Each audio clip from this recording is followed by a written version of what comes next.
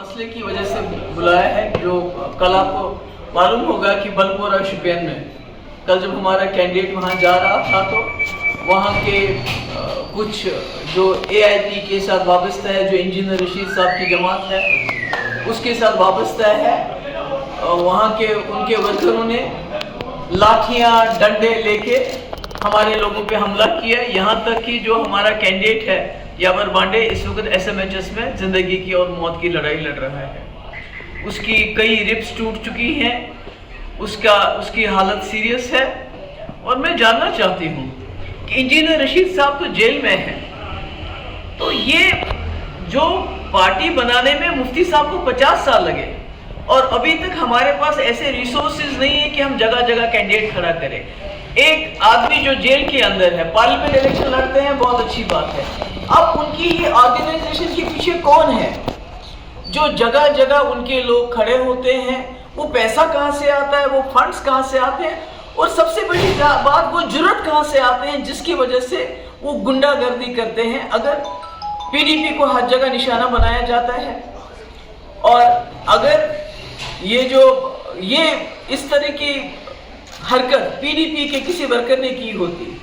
کسی candidate key اس طرح پٹائی کی ہوتی، تو مجھے لگتا ہے اس وقت ساری پی ڈی پی جیل کے اندر ہوتی۔ تو میں یہاں کی سرکار کو بتانا چاہتی ہوں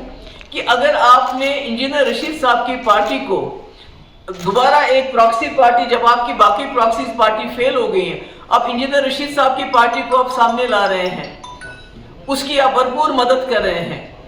پیسے سے، باقی چیزوں سے، تو مجھے یہ بتائیے کہ آپ پھر بتائیے سیدھے کہ باقی کسی پارٹی کو الیکشن ہی نہیں لڑ رہے ہیں، یہ کیسے گنڈا گردی ہے؟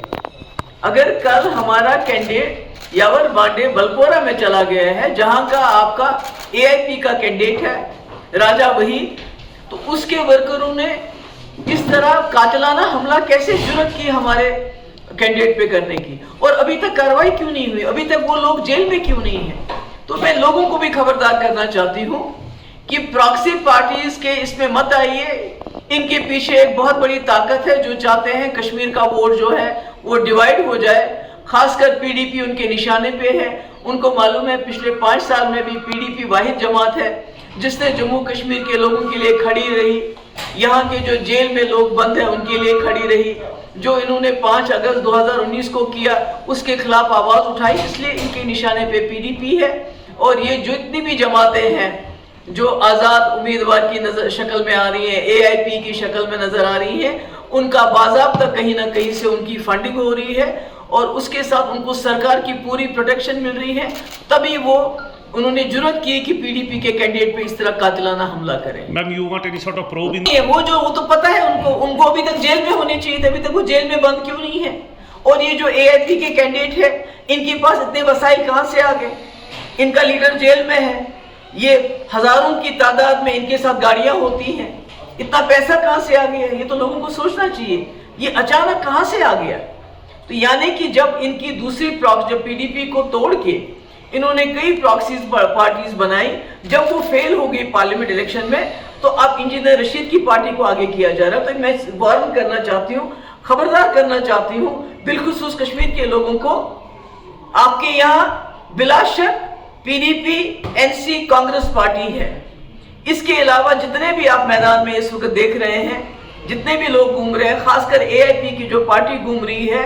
اس کی بیکنگ پیچھے سے ہو رہی ہے، یہ خبردار رہیے، یہ بہت نقصان پہنچانا چاہتے ہیں جموں کشمیر کے کاز کو، خاص کر اس کاز کو جس کے لیے پی ڈی پی پچھلے کئی سالوں سے لڑ رہی ہے۔ وہ ہسپتال میں پڑا بیچارہ، اس کے اوپر چڑھ کے اس کو دبایا گیا، اس کا گلا دبانے کی کوشش کی گئی، اس کی کئی ربس ٹوٹ گئی ہیں، اس کے سر پہ چوٹ آئی ہے، اس کو اتنا زیادہ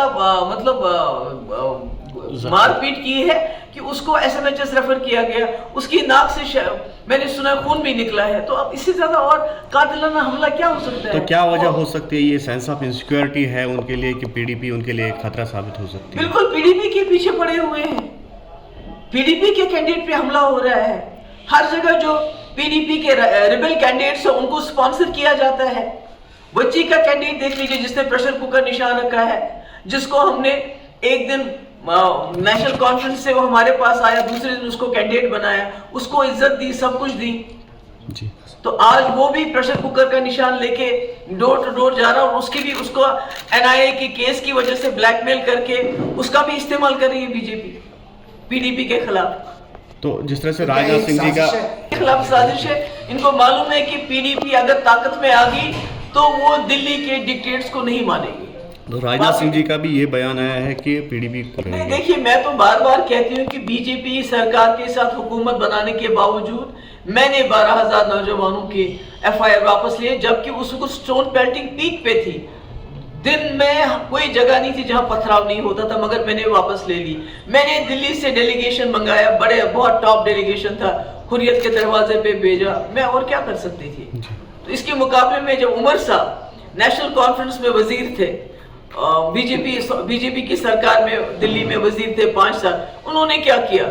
پورٹل یہاں لاگو کیا. انہوں نے شاہتوش پہ بین لگائی اور پوری دنیا میں گھومتے رہے یہ کہنے کے لیے کہ جموں کشمیر دہشت گردی کا مسئلہ ہے پاکستان کے اوپر بمباری کرو مسئلہ حل ہو جائے گا. میں نے BJP کے ساتھ رہ کے PDP کا ایجنڈا چلایا جموں کشمیر کے لوگوں کا ایجنڈا چلایا مگر نیشنل کانفرنس نے BJP کے ساتھ رہ کے سرکار میں رہ کے ان کا ایجنڈا چلایا وہ لوگ ان کے پاس ایان ہے. تو وقار رسول کا کہنا ہے کہ لال جھنڈے کا یہ جو NC کانگریس کے الائنس ہے یہ اصولوں کی